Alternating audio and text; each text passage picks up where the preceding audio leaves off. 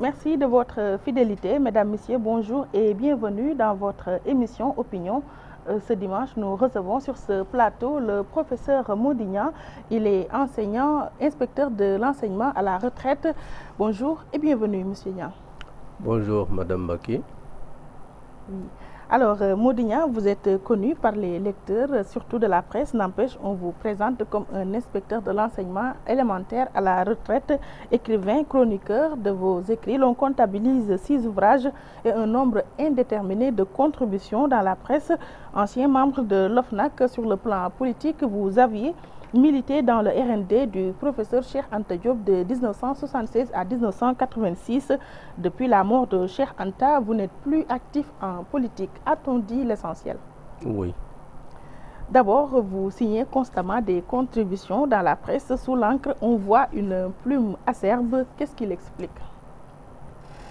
Bon, je ne pense pas que la plume soit acerbe. Elle exprime en tout cas une opinion d'un citoyen qui a le droit d'avoir un regard sur la manière dont son pays est conduit. Voilà ce que je pense. Un regard assez critique quand même. Ça dépend de ce que vous appelez critique. En tout cas, je jette un regard appuyé chaque fois que de besoin sur la manière dont mon pays est gouverné. Oui. De Wade à Macky, on constate que les critiques ne manquent pas chez vous. Cela est-il lié au fait qu'ils sont tous deux des libéraux? Non, pas du tout, parce qu'avant eux, un socialiste a dirigé le pays pendant 20 ans, Abdou Diouf. Senghor pendant 20 ans également. Il est vrai qu'avec Senghor, j'étais encore jeune, mais j'ai commencé mes écrits à partir des années 1978. Oui. Donc j'ai publié des contributions considérées comme critiques du temps de Diouf. Diouf était pourtant un socialiste. Donc la raison pour laquelle j'écris aujourd'hui de temps en temps pour critiquer la gouvernance, d'abord la gouvernance de Wade de 2000 à 2012 et aujourd'hui la gouvernance de Macky, ce n'est pas parce que c'est des libéraux. Mais c'est la manière dont ils comptent. Remarqué du temps de Wade et de Macky. Non, peut-être que vous êtes jeune, mais du temps de Diouf aussi, je me faisais remarquer, si je peux m'exprimer ainsi. Dire que du temps de Diouf aussi, chaque fois que de besoin, eh bien, j'écrivais des contributions pour exprimer mon opinion sur telle ou telle conduite, eh bien, de son gouvernement à l'époque. Oui. Autant je l'ai fait avec Wade, autant je l'ai fait aujourd'hui avec Macky Sall. Si vous aviez à juger qui est le plus médiocre entre ces 3 régimes qui se sont succédés? Écoutez, je ne peux pas mettre exactement sur le même pied, sur un pied, disons, je ne leur donnerai pas la même note. Si je devais leur donner une note, oui. Je ne suis pas aussi prétentieux pour les noter, mais c'est un exemple que je donne. Oui. Si je devais les noter, je ne leur donnerai pas la même note. Disons, la gouvernance de Diouf était moins catastrophique que celle de Wade. Beaucoup moins catastrophique d'ailleurs. Pourquoi? Diouf était au moins un homme d'État. Il y a des choses qu'il ne pouvait pas, des écarts qu'il ne pouvait pas se permettre. Même si pendant les 20 ans de sa gouvernance, il y a eu des fautes. Lesquelles, en particulier des fautes de gestion assez graves. Qu'est-ce que vous appelez écart? Écart. Oui. Mais des écarts comme les écarts que nous avons connus pendant la gouvernance de Wade, des écarts que nous connaissons aujourd'hui avec la gouvernance de Macky Sall, il y en avait du temps des socialistes. Mais c'était beaucoup moins grave que ce que nous avons vécu avec Wade et avec au plan budgétaire, vous voulez dire? Au plan de la pratique politique, au plan de la gouvernance, au plan de la gestion de nos finances publiques, au plan de la conduite des affaires publiques. Eh bien, la gouvernance de Diouf était moins catastrophique que celle de Wade. Oui. Avec le président Macky Sall? Avec le président Macky Sall, c'est le même système que de 2000 à 2012. J'ai le sentiment qu'il marche exactement sur les traces laissées par son prédécesseur Wade. Et ce n'est pas étonnant, ils ont cheminé quand même pendant 8 ans. 8 ans, ce n'est pas rien. On constate aujourd'hui chez lui les mêmes fautes de gestion qu'on constatait chez Wade. Les mêmes mots qu'on constatait chez Wade, les mêmes plaies sont constatés aujourd'hui dans la gouvernance de Macky Sall. Il n'y a pas eu d'amélioration. Je ne vois pas de différence entre la gouvernance de Abdoulaye Wade et celle de Macky Sall, oui. Parce que c'est le même système qui continue. Oui. Après la mise sur pied de l'OFNAC, vous étiez membre de cette équipe et vous avez quitté l'OFNAC. Pourquoi? Je n'étais pas exactement membre. Il y a 12 membres, y compris la présidente. Oui. C'est la présidente qui a fait appel à moi et qui m'a demandé si j'acceptais de travailler avec elle, après qu'elle a été nommée présidente de l'OFNAC. Oui. Nous avons discuté, elle m'a convaincu, je lui ai donné mon accord et elle m'a nommé son conseiller technique dans son cabinet, ensuite porte-parole de l'OFNAC. C'est pourquoi d'ailleurs je la remercie infiniment. Oui. Mais Macky Sall n'a rien à voir dans ma nomination à l'OFNAC. Oui. Ça, il faut que ce soit clair. Qu'est-ce qui vous a poussé à la sortie? Bon, pour vous répondre honnêtement, oui. J'étais à l'OFNAC et je continuais de publier mes contributions. Oui. Et ça ne plaisait pas toujours de l'autre côté. De quel côté? En particulier, ça n'a pas plu quand j'ai consacré une contribution à la gestion des fonds politiques. Ça n'a pas plu. À qui? Et j'ai eu l'information que ça n'a pas plu de l'autre côté. Ça n'a pas plu au président de la République. Alors, on m'en a fait part. J'ai réfléchi. Et j'ai continué d'écrire. Je me suis dit, si je continue d'écrire, finalement, je vais porter préjudice à Madame la Présidente. Or, je ne devais pas lui porter préjudice. Oui. Et comme l'homme ne pouvait pas se changer du jour au lendemain, je ne pouvais pas ne pas exprimer mon opinion chaque fois que de besoin. Eh bien, en d'autres termes, je ne pouvais pas me taire. Oui. Je ne pouvais pas continuer d'écrire parce que si je le faisais, eh bien, je lui porterais préjudice, ce que je ne pouvais pas me permettre. Oui. Eh bien, j'ai choisi la seule solution qui restait, c'était de démissionner de l'OFNAC et de retrouver ma liberté. Oui. Étant sorti de l'OFNAC, quel lendemain espérez-vous que le rapport récent de l'OFNAC aura? Vous me permettrez d'abord de dire que je n'ai pas regretté d'avoir démissionné de l'OFNAC. Heureusement que j'ai démissionné de l'OFNAC. Ah oui?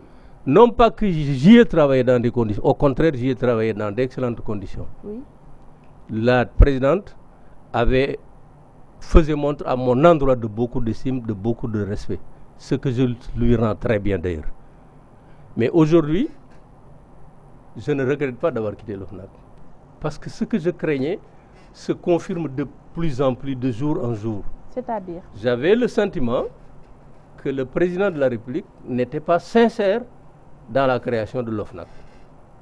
J'avais le sentiment, et aujourd'hui pratiquement la conviction, que le président de la République avait créé l'OFNAC davantage pour être en accord avec les recommandations de l'UEMOA, de la CEDEAO, de l'Union, de la communauté internationale, etc., oui. Qui recommandait fortement que les différents pays mettent en place des offices, des institutions qui luttent contre la corruption. C'était pour être davantage en accord avec ces recommandations-là oui. Que le président a mis en place l'OFNAC, plutôt que pour lutter efficacement contre la corruption. Alors je le dis pour plusieurs raisons. D'abord, il a mis en place l'OFNAC à pas de caméléon. Oui. L'OFNAC a été créé le 28 décembre 2012. 20 décembre 2012. Il a nommé la présidente le 25 juillet, donc 7 mois après, 2013, 7 mois après. Oui. Le vice-président, 17 octobre 2013. juillet, août, septembre, octobre, 4 mois après. La nomination des autres membres, le 31 décembre 2013. Et la date de prestation, ça c'est important, des membres, oui, le 27 mars 2014. C'est le 27 mars 2014 que les membres ont prêté serment devant la Cour d'appel. oui. Et ça, à partir de ce moment-là, c'est dit dans le texte d'ailleurs, qu'ils prenaient effectivement fonction. Donc si on devait considérer la durée de leur mandat, ce devrait être normalement à partir de la date de prestation de serment devant la Cour d'appel. Donc il a mis en place l'OFNAC en pas de caméléon. On a l'impression qu'il n'était pas très pressé de le faire. Et une fois qu'il l'a mis en place, l'OFNAC, il y a eu un premier signe. Il y a eu, pendant longtemps, la présidente n'a pas disposé de son budget. Et quand le gouvernement a fait un geste, c'est d'abord 100 millions. 100 millions pour lutter contre la corruption au Sénégal. Par la suite, en 2016, le budget de l'OFNAC était 1,3 milliard pour lutter contre la corruption sur l'ensemble du territoire. Pendant ce temps, le Conseil économique, social et environnemental, où des gens sont regroupés simplement pour bénéficier de sinécure, eh bien, le budget de ce Conseil économique et social-là est 9,6 milliards. Compte tenu donc de tout cela, oui, je considère que le président n'était pas sincère dans la mise en place de l'OFNAC. Et si vous voulez, j'aurais pu continuer pour vous montrer qu'il n'était pas sincère. Mais pour en revenir au rapport. Pour en revenir au rapport. Oui. Le rapport a fait l'objet de beaucoup de commentaires, parfois malveillants et à tort. Il a suffi que la présidente présenta son rapport au King Fahd, que le lendemain, la presse s'en saisit, etc., pour que partout, eh bien, on entendit des commentaires les plus malveillants. Pourtant, la présidente n'avait fait que ce que la loi lui permettait.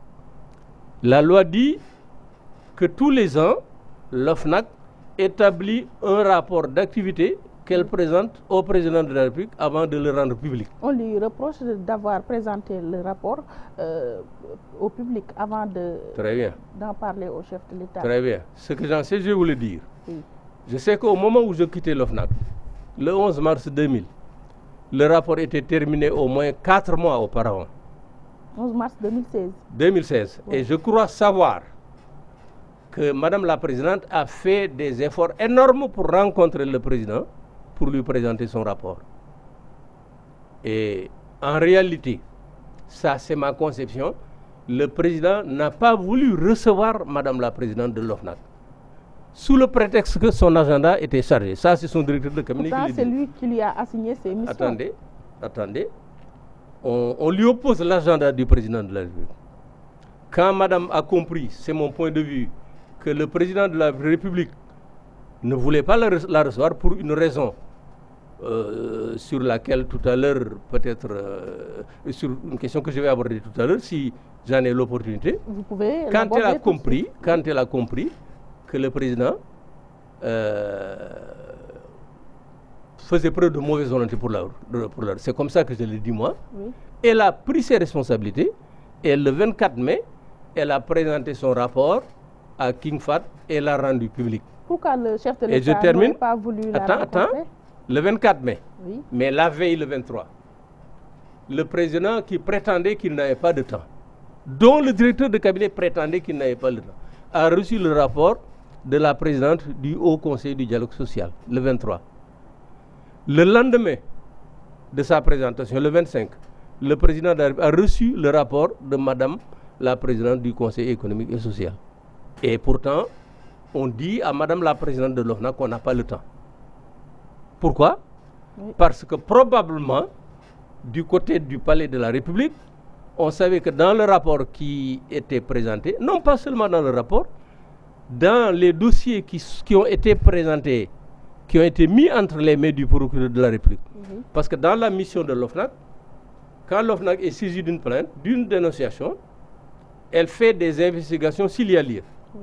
Et s'il se trouve que les actes dénoncés sont avérés, eh bien, l'OFNAC fait un dossier qu'il met entre les mains, qu'il transmet au procureur de la République. Dans le rapport 2015 de l'OFNAC, il n'y a que quelqu'un qui est considéré comme un des amis du président de la République. En l'occurrence, le directeur général du COUD a été épinglé. Cheikh Oumar Anne. Cheikh Oumar Anne. Ça fait beaucoup de bruit. On a raconté énormément de choses. Alors, madame qui présente son rapport, la presse qui s'en saisit, les gens parlent. Mais tout dernièrement, la Cour des comptes a présenté son rapport et le lendemain, la gestion catastrophique de la Société nationale des HLM, la gestion catastrophique de la caisse de dépôt et de consignation était dans toute la presse. Et pourtant, on n'a pas attaqué le directeur de la Cour des comptes. Mais à madame, on lui a volé pour des raisons inavouées que je ne m'explique pas.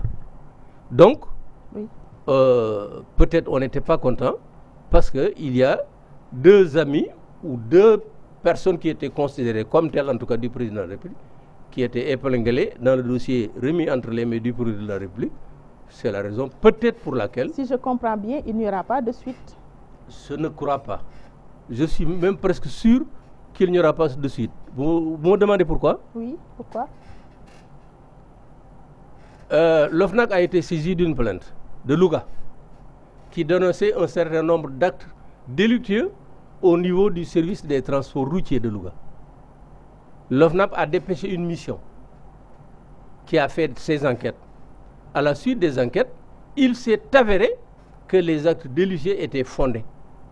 Et sur la base, n'est-ce pas, de ce que la mission a constaté, l'OFNAC a fait un dossier qu'il a déposé auprès du procureur de la République de Louga, lequel a donné le dossier à un juge qui a continué ses investigations.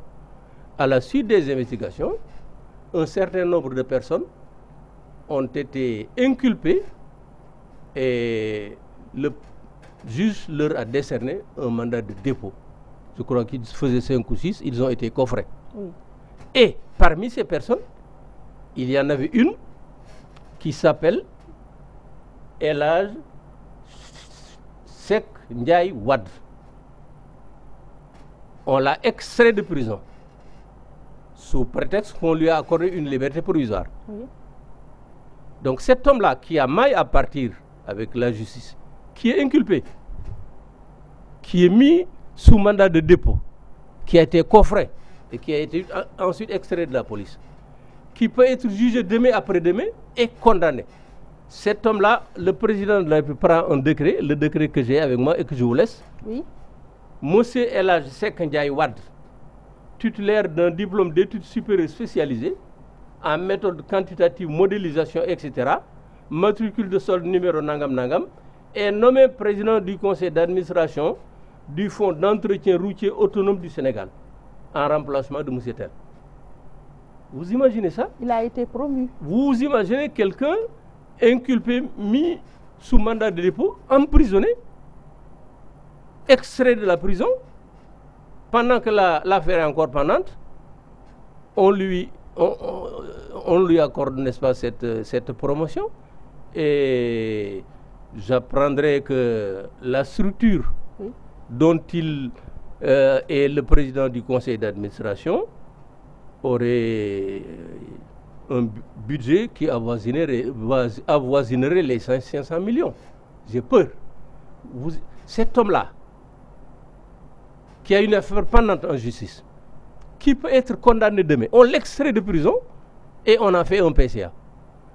Vous pensez que je vais penser, moi, Modignan, que le directeur du COUD, que l'on présente comme un ami du président de la République, il risquerait quelque chose? Jusqu'à preuve du contraire, oui. Ni ce Anne-là, oui. Ni l'autre de la Poste, parce que le directeur général aussi est considéré comme un ami du président de la République, oui. Ces gens-là, jusqu'à preuve du contraire, ils ne risquent rien de la part du président de la République. Oui. D'ailleurs, à la limite, personne ne risque rien, parce que le président de la République dit, il met le coude sur les dossiers. Je n'attends rien de ce président de la République-là. Oui. De là, on en vient à l'actualité dominée par le fameux protocole de Rebeuss. En début de semaine, le procureur s'était autosaisi pour enquêter. D'ailleurs, Samuel Sarr et Birahim Seck étaient convoqués à la sûreté urbaine avant leurs auditions reportées sine die. À ce niveau, attestez-vous que l'on maintient le suspense? Vous permettez que j'ajoute un mot concernant l'OFNAC? L'OFNAC, on en a terminé. On en a terminé, mais il y a quelqu'un qui est venu me dire du périmètre du président de la République. Si ndaw si su teggiwul tànkam léegi ñu dàq ko. Ah oui. Quelqu'un me dit ça. Ce sont des menaces. Attendez, ton patron, sa patronne bi bu teggiwul tànkam dañ ko dàq. C'est quelqu'un que je vous dis, je méprise, il m'entend. D'abord, je lui fais savoir qu'elle n'est plus ma présidente parce que j'ai quitté l'OFNAC. kooku sama wóllëre la léegi. waaye teggi tànk je ne sais pas ce que je sais, elle fait du bon travail. Et si on lui laisse le temps, si on lui donne les moyens, elle pourra, avec son équipe, faire contribuer à reculer la corruption au Sénégal. Et ça, j'ai entendu. Le président de la République pourrait ne pas être content de sa gestion parce qu'elle met en cause ses amis. Avec ses amis, ils ont prêté serment le 27 mars 2014. Je crois normalement c'est le 27 mars 2017 qui devrait terminer dans 8 mois. Même si le président n'est pas content de sa gestion, je lui conseillerais, moi, malheureusement je ne suis pas de taille pour ça, mais si j'étais de taille pour ça, est-ce qu'il va vous je lui conseillerais parce que si dans les jours qui viennent, dans les semaines qui viennent, il enlever Madame la présidente de l'OFNAC, ce serait particulièrement grave. Parce que les Sénégalais sauraient pourquoi. Donc vous le mettez les Sénégalais sauraient pourquoi. Si dans les quelques jours, dans les semaines à venir, cette dame-là est enlevée de son poste de président de l'OFNAC, tous les Sénégalais sauraient que c'est parce que elle met en cause dans ses rapports des amis à lui qui font des fautes de gestion extrêmement graves. Voilà. Et on va passer au protocole de Rebeuss. Le suspense est toujours maintenu. Au protocole? Oui, puisque l'enquête du procureur a été reportée sine die. Vous savez, Madame Baké, dans mon avant-dernière contribution, que j'ai intitulée « Dans quel pays vivons-nous ?» C'est à cause de ça de ce protocole que j'ai posé la question. Et tout le monde a agité ça.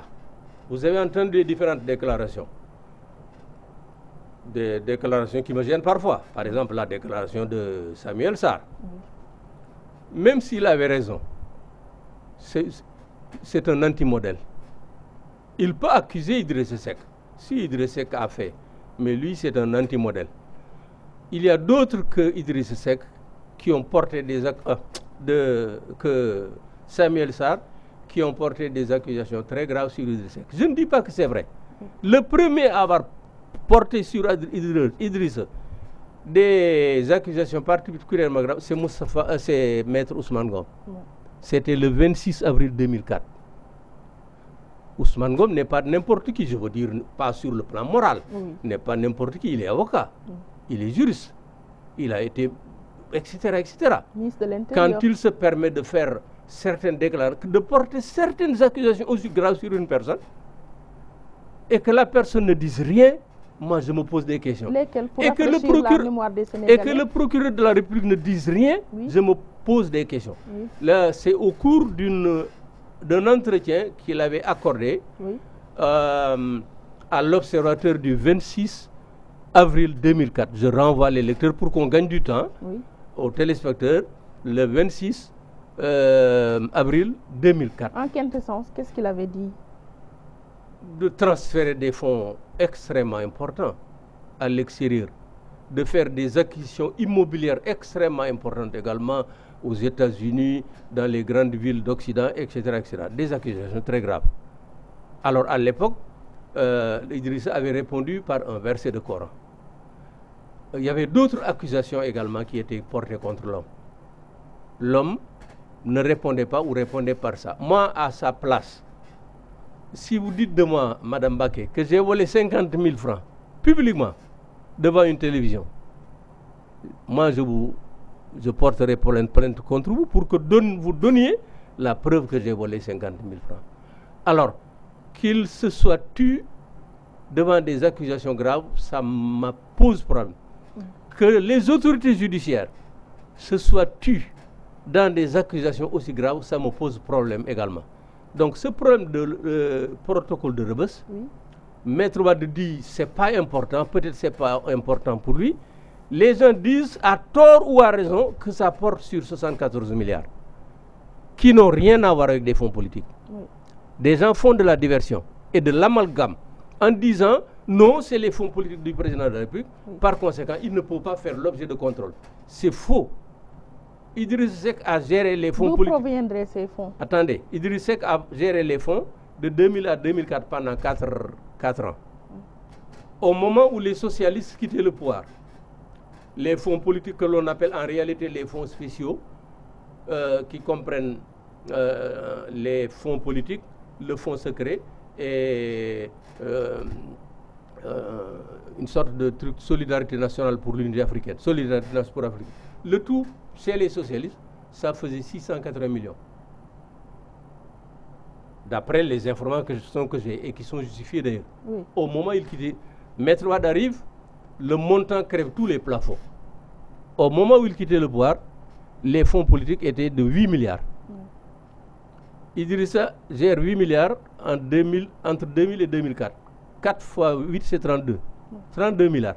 À supposer que Wade lui ait laissé les 32 milliards. À supposer. Et vous savez très bien qu'avec l'appétit financier de Wade, il ne laisse pas les fonds politiques à Idriss Seck. Donc, là, ces 74 milliards dont on parle ne peuvent en aucun cas être constitués par des fonds politiques. Cette fois-ci, Idriss Seck a demandé la mise sur pied d'un jury d'honneur. Non, nous sommes dans une démocratie. Avant de penser à mettre en place un jury d'honneur, les autorités judiciaires devraient se saisir de cette affaire-là et l'élucider pour permettre aux Sénégalais d'en avoir le cœur net.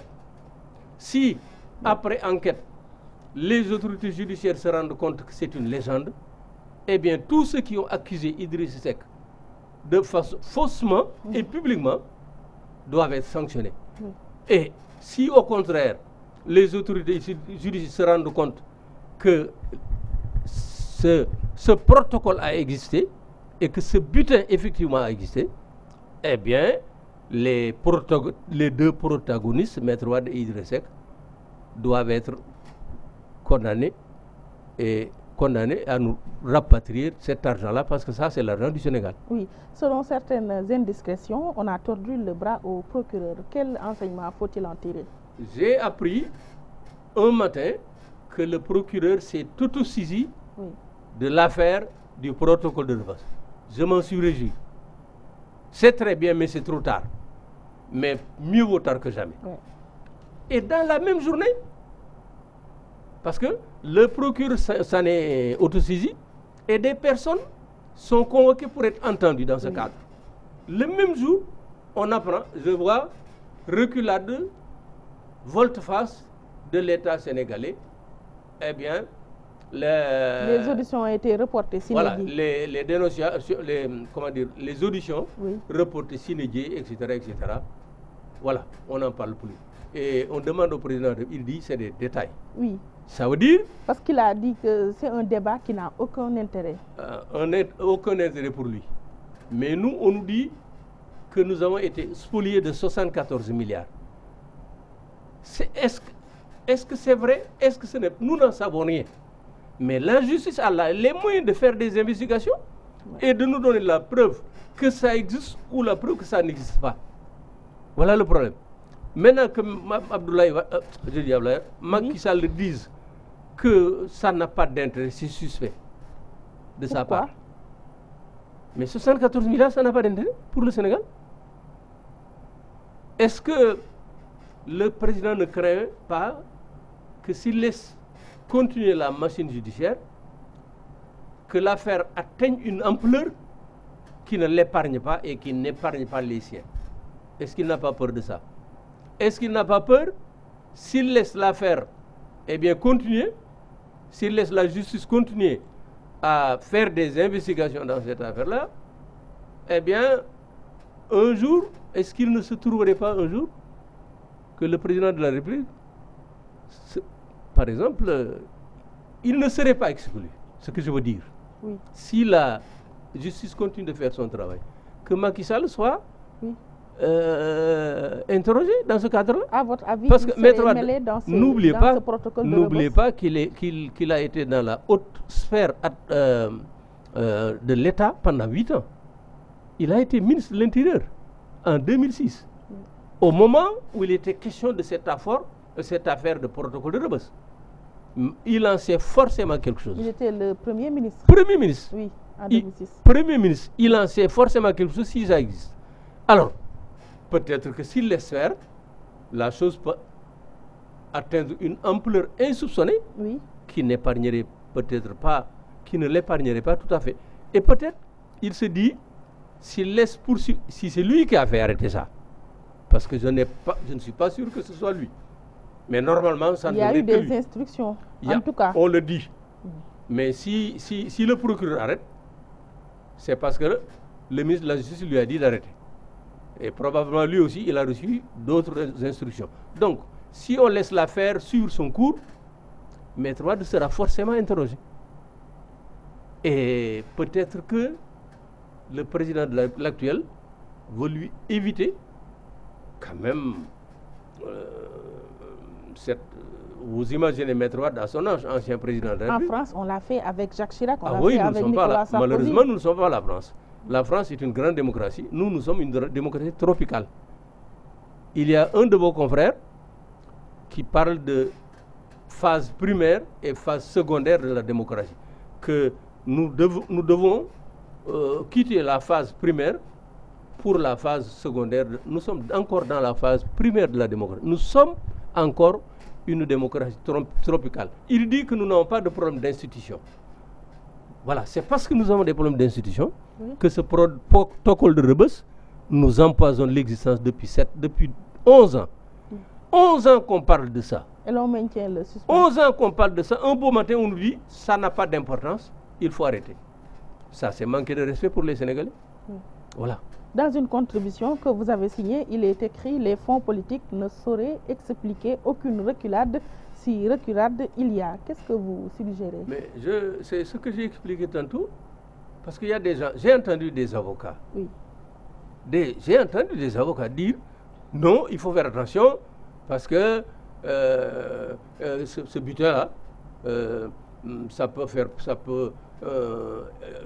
probablement ça a été constitué par les fonds politiques du président de la République. Or, les fonds du président de la République ne sont pas soumis à contrôle. Ça, c'est de l'amalgame, c'est de la diversion. Je veux montrer à travers mon papier que les 74 milliards, en aucun cas, ne pouvaient être constitués à partir des fonds politiques de Maître Wade. Parce qu'Idriss Seck les a gérés pendant 4 ans. Si même Maître Wade n'y a pas touché, 8 milliards par an, 4 fois 8, ça fait 32 milliards. Or, on nous parle de 78 milliards ici. Et tout le monde sait qu'avec l'appétit financier de Maître Wade, les fonds politiques, les 8 milliards, ne lui suffisent même pas, comme je l'ai dit dans mon papier, pour se rincer les dents. Justement, que doit-on appliquer comme règle pour gérer ces fonds politiques? Bon, je vous ai fait état d'une contribution que j'ai consacrée aux fonds politiques. Laquelle contribution n'aurait pas plu quelque part. Moi, je ne suis pas d'accord sur l'esprit, un certain esprit que l'on donne aux fonds politiques au Sénégal. On dit, voilà, les fonds politiques, c'est une dotation annuelle. C'est le président, c'est l'Assemblée nationale qui vote annuellement un fonds, des fonds politiques pour le président de la République, qui sont mis à sa disposition.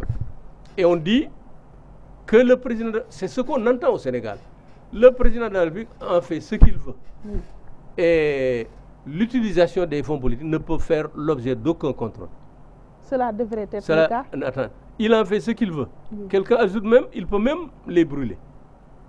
Et j'ai entendu un colonel dont je ne veux pas prononcer le nom sulfureux là, qui a été conseiller de Maître Wade, le colonel Cissé, dire publiquement devant une télévision fonds politique alal li bayti maar la xam nga alal li bayti maar vous comprenez ça quand même alal li bayti maar comment expliquer c'est de l'argent jeté par la fenêtre c'est de l'argent dépensé sans discernement comme on veut ya xaalis boo mun njëriñ bu yàq quoi alal li bayti maar quand on va jusqu'à qualifier les fonds politiques de alal li bayti maar je crois qu'il faut repenser la philosophie et l'esprit des fonds politiques. Je ne dis pas qu'il faille les supprimer. On ne peut pas supprimer les fonds politiques. Mais il faut repenser la philosophie, il faut repenser l'esprit, il faut revoir le montant. 8 milliards par an. Quand Maître Macky Sall est arrivé, il n'a trouvé aucun franc. Ça, il faut que les Sénégalais le sachent. Janvier 2012, février 2012, mars 2012, Maître Wade est battu. Le nouveau président arrive, il ne trouve aucun franc. Maître Wade a tout balayé entre-temps, en 3 mois. Ce n'est qu'au Sénégal que ça peut se passer. Et lui, que fait le nouveau président de la République? Il fait remettre les 8 milliards grâce à un décret d'avance. Mais xanaa na ci dindi ñetti weer yi janvier, février, mars 8 milliards. Et il nous parlait de sobriété. Politique sobre, transparente et vertueuse. Il arrive, 8 milliards, il remet les 8 milliards. Et on dit aujourd'hui, Madame Mbacké, vous me permettez, que c'est monté à 50 milliards. Je n'en sais rien. Si, les 8 milliards, c'est sûr. Mais si c'était 10 milliards, à la fin de son mandat, il aura grillé 70 milliards, dont personne ne trouve trace nulle part. 70 milliards qui auront servi à entretenir une famille, à entretenir un parti, à entretenir une coalition, à entretenir des chefs religieux, à entretenir des personnes susceptibles de contribuer à sa réélection en 1919. Voilà ce qu'il fera de nos 70 milliards. Or, nous faisons partie quand même des pays les plus pauvres et les pays plus endettés. Laisser 70 milliards à la discrétion d'une personne comme ça, moi je crois qu'il faut repenser ça. Il faut repenser ça. Professeur Modignan, je rappelle que vous êtes notre invité dans l'émission Opinion. Si ce n'est pas exagéré, le Sénégal semble exceller dans les deals, surtout en politique. Pour preuve, le protocole de Rebeuss est l'arbre qui cache la forêt dans laquelle est nichée la libération de Karim Wade. Sera-t-il possible d'éclairer la lanterne des Sénégalais sur cette affaire? Moi, je ne saurais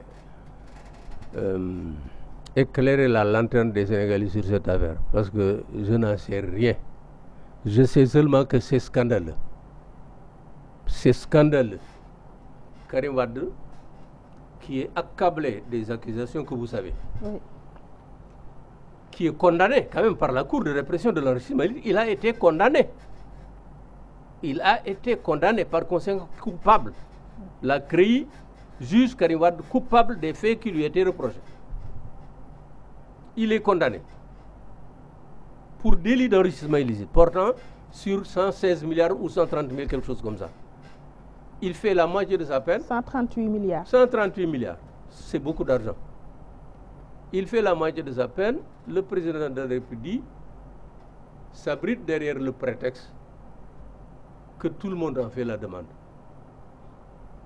Un autre ministre dit, sa famille, toute la famille en fait la demande, etc.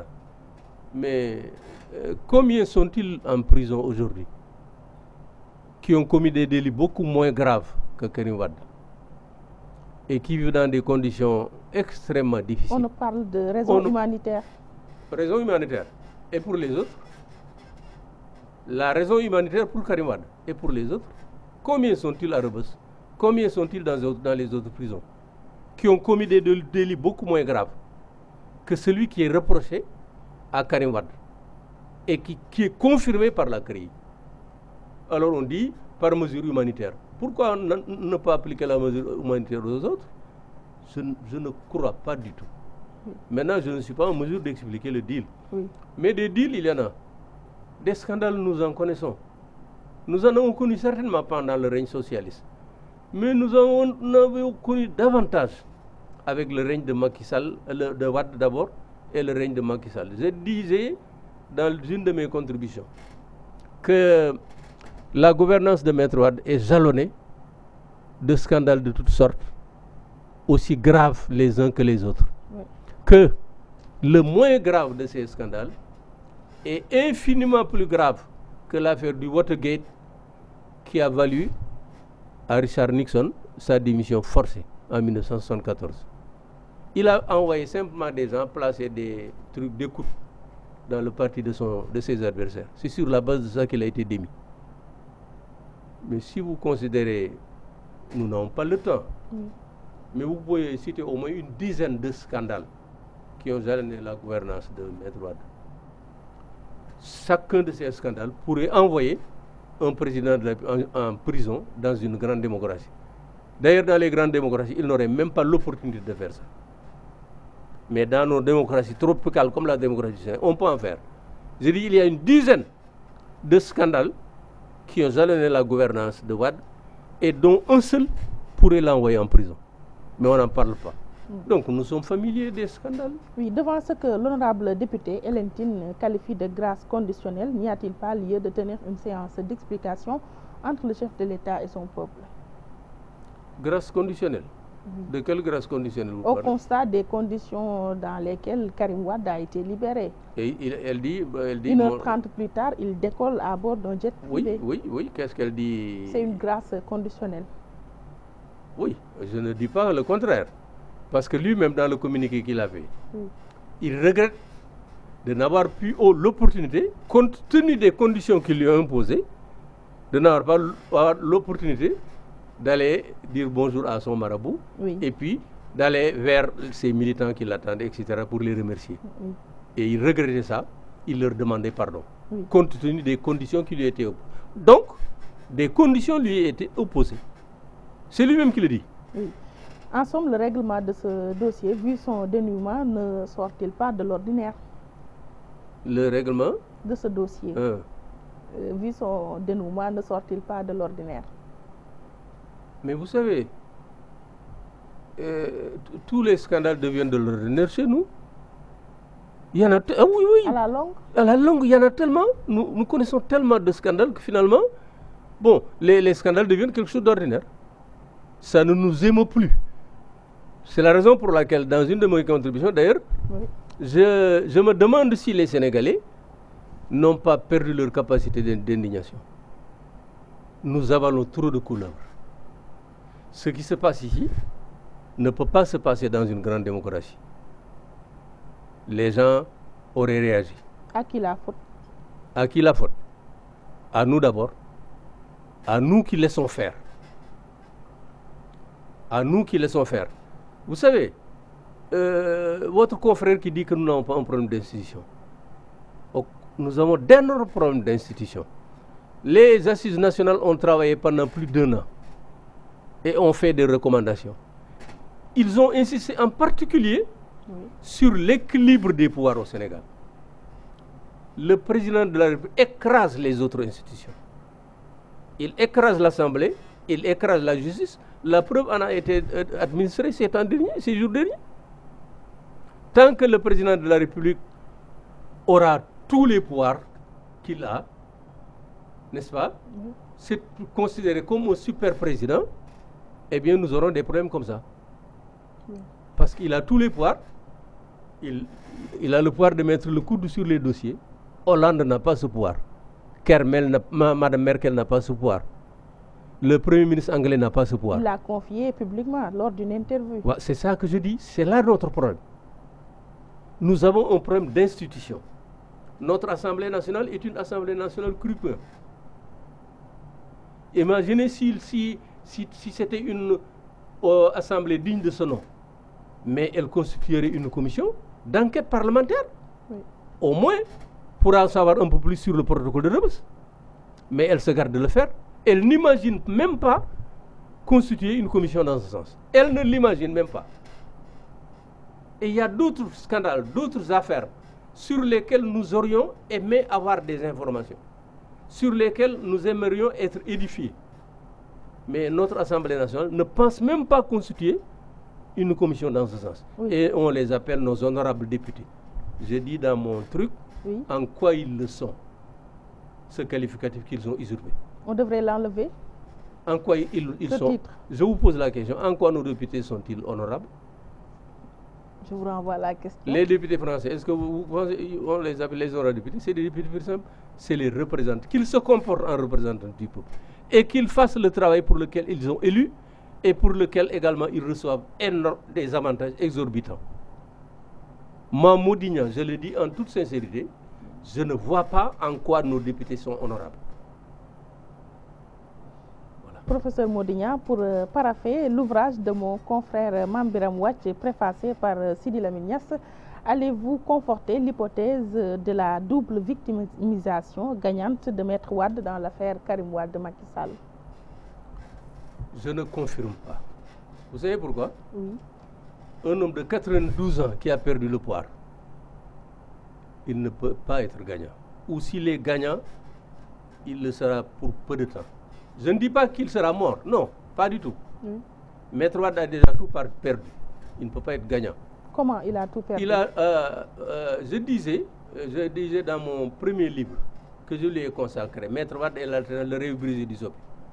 Il aurait dû devenir un second Mandela. Dites-moi, demandez-moi comment. Il a fait 26 ans d'opposition. Il arrive au pouvoir le 19 mars 2000. Il est installé le 1er avril 2000. S'il avait mis en œuvre ses engagements, s'il avait ouvert le chemin du travail et s'y était engagé, les Sénégalais suivraient. Les Sénégalais étaient prêts à le suivre. Il s'engage dans le chemin du travail, il engage les Sénégalais. Au bout de 7 ans, il a un excellent bilan. Il s'adresse aux Sénégalais, il leur dit, j'ai 92 ans, je suis maintenant vieux, j'ai fait pour vous ce que je pouvais faire pour vous. Maintenant, je me retire compte tenu de mon âge et je vais organiser une élection libre et démocratique. N'est-ce pas, pour être succès. Je vous assure, attendez, oui. Il devient un second Mandela. Il a fait le contraire. Maître Wade, après 26 ans d'indépendance, après 12 ans de gouvernance, il est battu, il tombe dans l'anonymat le plus total. Qui parle de Maître Wade aujourd'hui? Au Sénégal ou ailleurs? On en parle souvent Personne. Dans la presse, voilà. Avec l'affaire Karim Wade. Non, on en parle qu'ici. Mais je veux dire que rien, normalement, dans le monde ne devait se régler.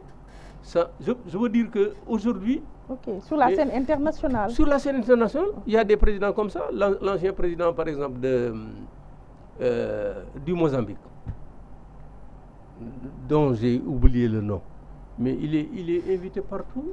Maître Wade aurait dû être quelqu'un qui serait appelé partout pour résoudre des problèmes malgré son âge. Aujourd'hui, on devrait parler... Madame, mais Maître Wade est tombé dans l'anonymat, celui-là ne peut pas être gagnant. Il devait être au centre des décisions. Absolument. Il ne peut pas être gagnant. Macky Sall a arrêté le coche. On disait que nous en avons assez des présidents, vieux présidents. Nous avons besoin d'un président né après les indépendances, jeune. Nous l'avons eu en la personne de Macky Sall. Ça n'a pas changé grand-chose. C'est celui-là. Je n'ai pas de conseil à lui donner. Mais s'il avait respecté ses engagements, s'il s'était mis au travail, s'il nous avait mis au travail, il serait réélu sans problème en 2019. Et en 2024, il termine son mandat, mais il aurait 62, 63, 64 ans. Mais la communauté internationale se le disputerait. C'est pourquoi j'ai dit qu'il a arrêté le coche. À propos 2017 ou 2019, quel était le rendez-vous approprié entre le chef de l'État et les Sénégalais? Le rendez-vous approprié, c'était 2017. Parce que c'est lui qui a donné l'engagement. Ken Sekhoulou Soukar,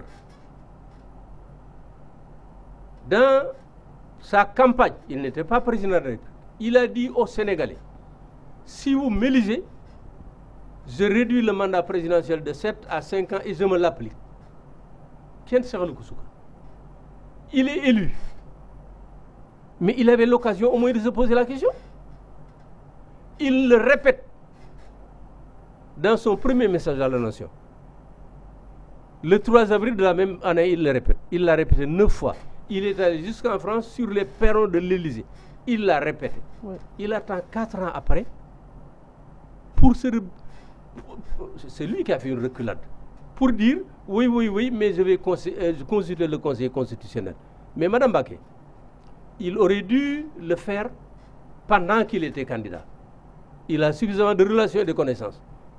Voir un magistrat dire, ah, moi dans mon programme, je vais faire l'engagement de réduire le mandat de 7 à 5. Et est-ce que c'est possible? Je demande ça à 5 magistrats. Il est élu président de la République. Mais il peut consulter le Conseil constitutionnel sans que personne ne sache. Écoutez, il y a un engagement que j'avais fait. Maintenant que je suis élu, est-ce que si je confirme, c'est possible? Mais il lui aurait dit. Mais il attend 4 ans après. Quand même, c'est pas sérieux. Il ne nous prend pas au sérieux pour dire je vais consulter le Conseil constitutionnel. Oui. Voilà ce qui n'est pas acceptable. Et ce que les Sénégalais ne lui pardonnent pas et il ne le sait pas. Ah oui? Oui, non. J'ai le sentiment que cet homme-là, attention, les Sénégalais ne s'en rendent pas compte. Mais il donne de plus en plus l'impression de nous gouverner en dictateur. En quel terme? Non, mais attention, je ne les méprise pas, mais nous ne sommes pas les Congolais. Nous ne sommes pas les Gabonais, nous ne sommes pas les Tchadiens. Nous n'aimerons pas d'être dirigés en dictateur, ça qu'ils le sachent. Nous ne l'accepterons pas. On en est arrivé à ce stade? Moi, j'ai le sentiment, d'abord, ils n'aiment pas les critiques. Vous avez entendu les gens de l'opposition là, aller sur le terrain, vous perdez votre temps. Vous n'avez même pas de bilan d'ailleurs. Vous n'avez rien à opposer au PSE. Ils ne respectent même plus les gens. Regardez ce qu'il a dit à propos de la transhumance qu'il a béni, sans état d'âme. Alors que la transhumance, c'est ce qu'il y a de plus détestable au monde. Ñi koy def amuñu ngor amuñu jom. Gëmuñu dara. Xaalis rek. Et lui, il a le courage de bénir publiquement la transhumance et de l'appliquer tous les jours. Qu'il sache quand même qu'il a affaire à nous sommes ses compatriotes. Oui, c'est nous qui l'avons élu. Oui, à ce rythme, l'éventuel règne des libéraux pour 50 ans, le concevez-vous? Leur objectif, c'est de reconstituer la famille libérale. Et ils disent, alors nous aurons l'occasion de régner encore 50 ans. D'abord, je ne dis pas que il y travaille certainement, mais il ne l'a pas dit officiellement. Mais le seul fait qu'il accepte de reconstituer la famille libérale autour de lui, c'est manquer de respect au peuple de Sénégalais, c'est manquer de respect, c'est trahir ses électeurs. Pour quelle raison? Parce que le 25 mars 2000, nous l'avons donné 65% de nos suffrages. Parce que nous en avions assez de la gouvernance de Wade. Que nous avons condamné formellement. Il a mal gouverné, nous en avons assez. Nous l'avons remercié avec les siens. Maintenant, il nous les ramène par la fenêtre. Il va reconstruire la même famille. La même famille qui va continuer le travail pendant 50 ans. Il n'a aucun respect pour nous si c'est là son objectif. Oui, professeur Modignan. Et nous ne l'accepterons pas. Oui. Les conseils des ministres délocalisés, on en parle avec Dakar, qui a bouclé. Avant que je vous dise, c'est du cinéma. Ces séances-là de travail avec des conseils interministériels pour discuter des problèmes de nos différentes localités. C'est du cinéma. Vous savez pourquoi je le dis? Pourquoi? J'ai fait une contribution que j'ai intitulée « Quand il a fait son 3e conseil ». Oui. J'ai dit « Conseil délocalisé, conseil des ministres délocalisé ou balade politicienne ».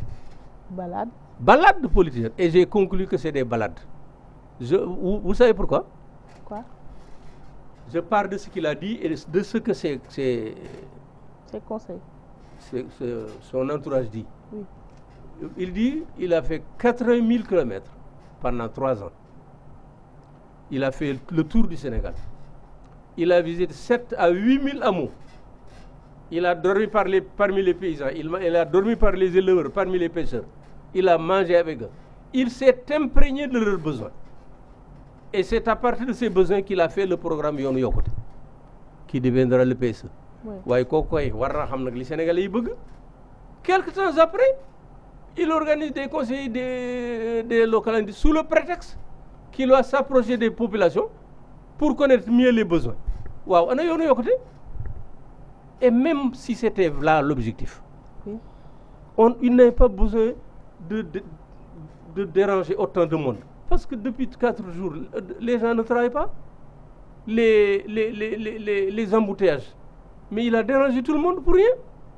Alors même s'il voulait faire ça, mais le gouverneur de la région, c'est le délégué du président de la République et le représentant de tous les ministres. C'est la même chose pour le préfet, c'est la même chose pour le sous-préfet. Il aurait simplement demandé au gouverneur, à chaque gouverneur, de faire un CRD spécial, un conseiller régional de développement spécial, un comité régional de développement spécial. Ce sont des rencontres qui se tiennent constamment dans le président en fait autant, le sous-préfet en fait autant. Ils vivent les problèmes des populations.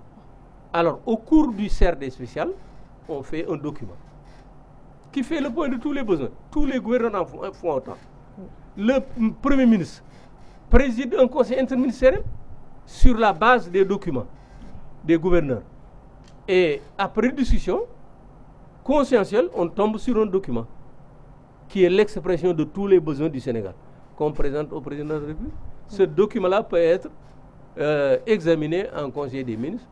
Et à ce niveau, après le PUDC et les je vous dis, là, il n'avait pas. D'abord, il en a fait tellement. Combien de milliards a-t-il promis? 4 000 milliards. Ou alors, va demander à Matam, demande à Tamba, demande à toutes les régions là auxquelles il a fait les promesses. Si les promesses ont été tenues, c'est du cinéma, c'est une balade politicienne, c'est de la campagne électorale avant l'heure. Ça, c'est des promovilles. Les promovilles, programme de modernisation des villes. Malheureusement, c'est en français. Pour la première fois que vous on va terminer par cette question. On termine par cette question. Écoute, on n'a pas besoin de crier partout je travaille, je travaille, je travaille. Nous savons apprécier, apprécier qu'il travaille, nous apprécierons le moment venu. S'il a bien travaillé, nous le réalisons. S'il n'a pas bien travaillé, nous faisons autre chose. Vous n'en voulez pas de ces effets d'annonce? Non, d'accord. Même petite pierre, école, petite pierre, merci. Voilà. Merci, professeur Modignan. Je rappelle que vous êtes inspecteur de l'enseignement élémentaire à la retraite et vous étiez notre invité dans l'émission Opinion. Vous dites toujours professeur Modignan. Il y a des gens qui font la confusion, qui me confondent avec Pape Modignan qui est professeur de lettres modernes à l'université. Moi, je suis Modignan, un modeste inspecteur d'enseignement à la retraite. Merci. Pour cette raison, des gens m'ont attaqué comme appartenant à l'AFP. Voilà. Merci pour cette précision. Parce que lui, il est de l'AFP. Grand merci à nos auditeurs et téléspectateurs qui nous ont prêté attention. Merci à l'équipe technique, Aline Badarangay qui l'a assuré pour la réalisation. Merci à Oustaz Hassan Diouf pour la coordination et Nelamar pour les soins esthétiques. Excellente semaine à vous. Rendez-vous dimanche prochain, Inch'Allah.